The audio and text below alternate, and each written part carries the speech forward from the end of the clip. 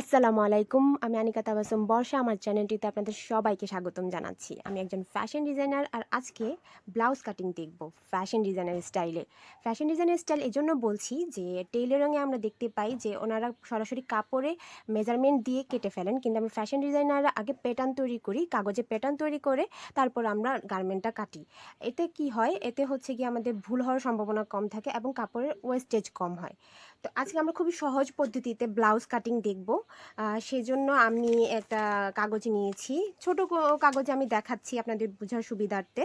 আপনারা বড় কাগজেও আপনারা প্র্যাকটিস করতে পারেন, বা ছোট কাগজেও প্রথমে প্র্যাকটিস করতে পারেন কাপড়ে কাটার আগে। তাহলে হবে কি, আমাদের হাতটা সুইফট হবে, আমাদের ভুল হবে, আমাদের কাপড় নষ্ট হবে না। সেজন্যই আমাদের পেপার প্যাটার্নটা তৈরি করা, আমাদের কাপড়ের ওয়েস্টেজটা যাতে কম হয়। তো সেই কারণে আমি একটা কাগজ নিয়েছি, এখানে কাগজটাকে আমি 2 ভাঁজ করে নিয়েছি। আমরা যদি কাপড়ে কাটি সরাসরি, তাহলে আমরাও 2 ভাঁজ করে নিব, বা পেপার ড্রাফটিং করতে গেলেও আমরা 2 ভাঁজ করে নিব। এখানে আমি স্কেল ব্যবহার করছি, একটা স্টিলের স্কেল। এখানে আমি 1 সেন্টিমিটার সমান 2 ইঞ্চি করে হিসাব করে তারপরে মেজারমেন্টটা নিচ্ছি। তা আপনারা যদি ছোট প্যাটার্নে কাজ করেন তাহলে সেই হিসাবেই আপনারা কাজ করবেন। আমি এখানে 1 সেন্টিমিটার ইকুয়াল টু 2 ইঞ্চি হিসাবে করে করছি।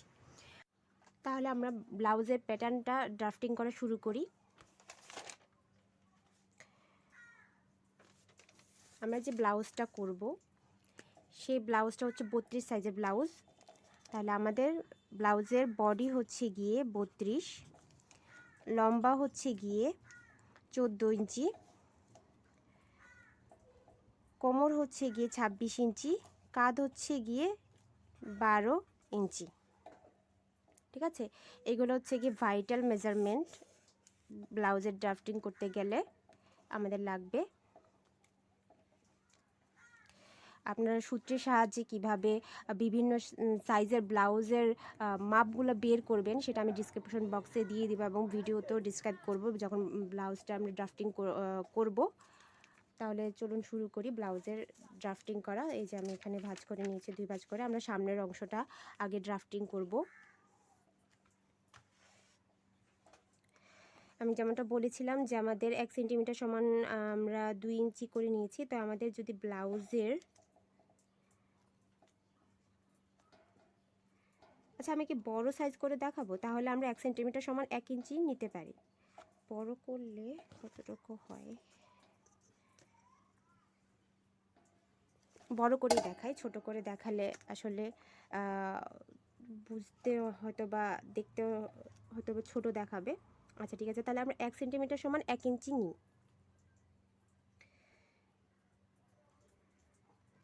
তাহলে আমার টোটাল লেন্থটা হচ্ছে 14 সেন্টিমিটার নিলাম লম্বা, আর 1.5 থেকে 2 ইঞ্চি নিব আমরা হচ্ছে বাড়তি সেলাইয়ের জন্য।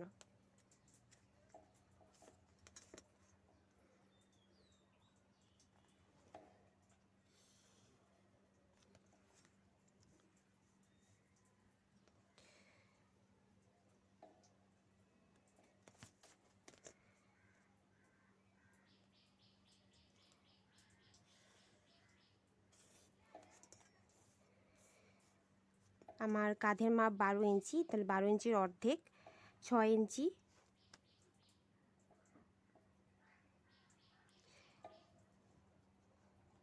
আর 1 ইঞ্চি নিব আমরা বাড়তি সেলাইয়ের জন্য। আর পুট গলা নিব এখানে 2.5 ইঞ্চি।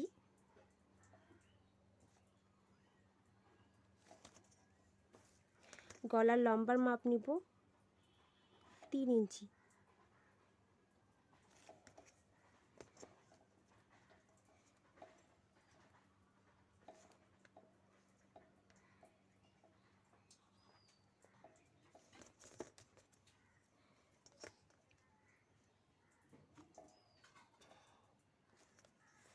গলার শেপটা রাউন্ড করে দিই, আমাদের গলার শেপ হয়ে গেল। এখন আর্ম হোল বা বগলের মাপ আমরা নিব হচ্ছে গিয়ে 6.5 ইঞ্চি, বা কাঁধ যত তত হচ্ছে আর্ম হোলের বা বগলের মাপ হয়, কিন্তু এখানে আমি 1/2 ইঞ্চি একটু বেশি নিব, যাতে আমাদের ফিটিংটা ভালো হয়। আমি যে আর্ম হোলের লাইনটা যত দূর পর্যন্ত টানলাম, মানে 6.5 ইঞ্চি, এখানে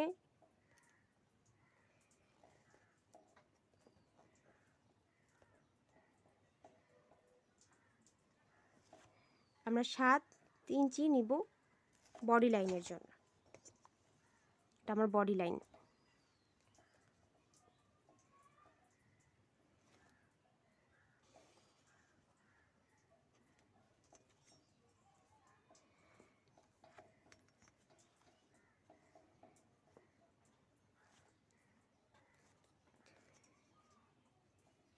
এটা আমার কোমরের লাইন।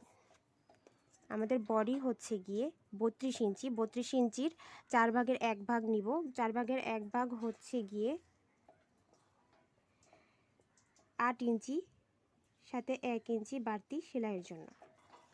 আমার কোমর হচ্ছে গিয়ে 26 ইঞ্চি। 26 ইঞ্চি 4 ভাগের 1 ভাগ হচ্ছে 6.5 ইঞ্চি।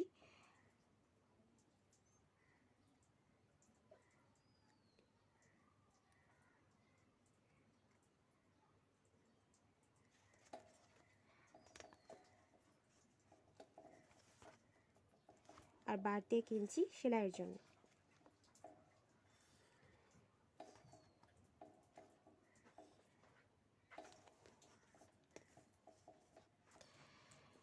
এখন এই আর্ম হোলটা বা হাতার লাইনটা আমি গোল করব পারফেক্টলি গোল। আমি যদি হাতে না করতে পারি তাহলে কি করব, এখান থেকে 1 থেকে 1.5 ইঞ্চি আমি একটা টান দিয়ে নিব, যাতে আমরা যারা নতুন আছি তারা হয়তো বা প্রথম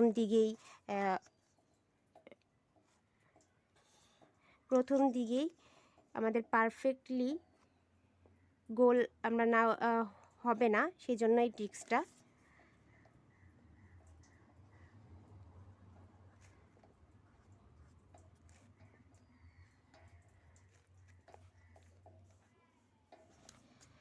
আর আমাদের কাঁধের শেপটা যাতে সুন্দর আসে, সেজন্য আমরা এখানে 1/2 ইঞ্চি ডাউন করে শোল্ডার লাইনটা ড্র করব।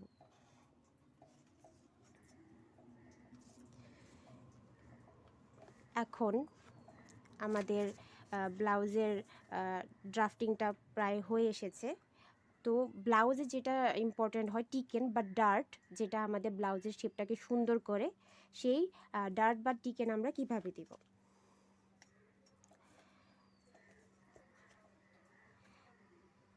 আমরা টিকেন মাঝখানে টিকেনটা দিব হচ্ছে গিয়ে প্রথমেই শোল্ডার লাইনটাকে 2 ভাগ করব। এই 2 ভাগের মিডল পয়েন্ট থেকে 9 ইঞ্চি নিচে একটা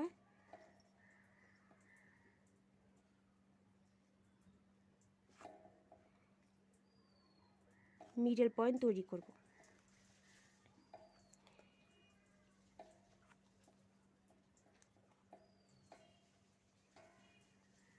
আর এই মিডল পয়েন্ট থেকে 5 ইঞ্চি নিচে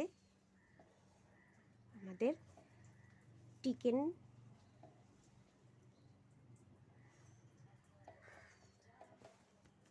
আমরা ড্র করব।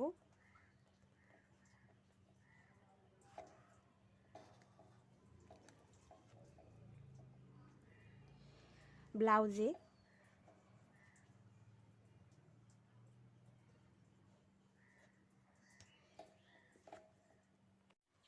দুঃখিত, আসলে মাঝপথে হচ্ছে গিয়ে ভিডিওটা কেটে গেছে। আমি আরও 3টা টিকেন যেভাবে দিচ্ছিলাম সেটা রেকর্ড হয়নি, তো আমি কেটে ফেলেছি, খেয়াল করিনি।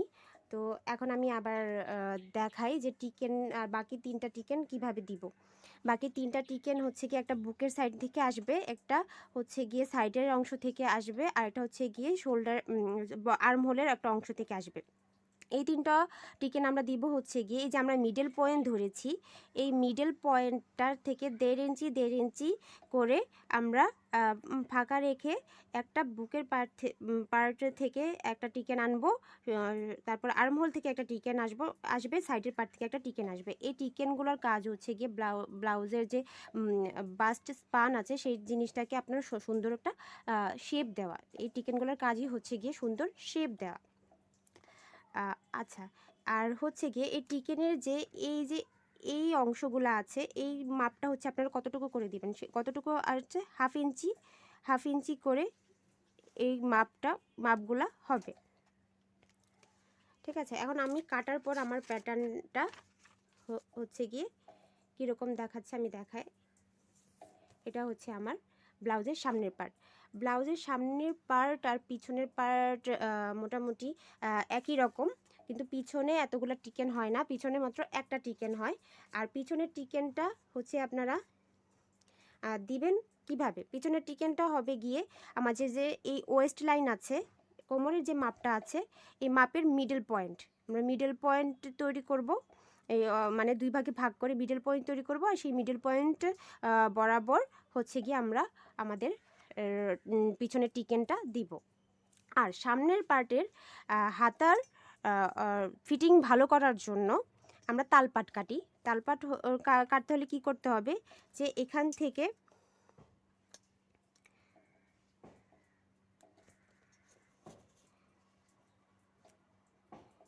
হাফ ইঞ্চি ডাউন করে আমরা কেটে নিব। এটাকেই তালপাট বলে, যাতে আমাদের হাতার ফিটিংটা ভালো হয়। এটা শুধু সামনের পার্টে হয়, পিছনের পার্টে হয় না।